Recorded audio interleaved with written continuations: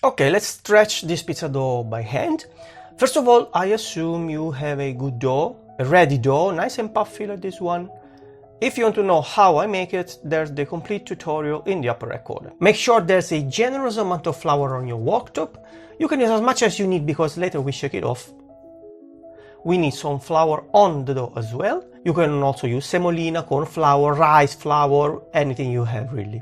Let's press top down with the fingers from one edge to the opposite, then all around to keep the round shape. You might notice a bit of shrinkage in the last point you touched, but up to a certain extent it's normal when you stop applying strength. Flip and repeat and show the dough who's boss.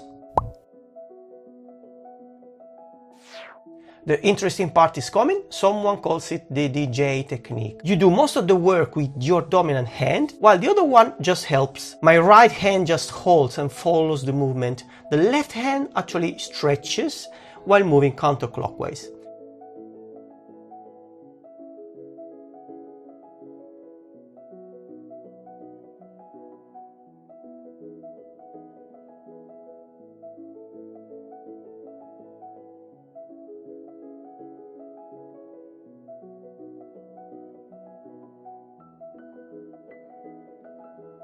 If you're right-handed, you will probably work clockwise like this. Now we shake off the excess flour, pass the dough from one hand to the other. The more you do it, the less flour remains.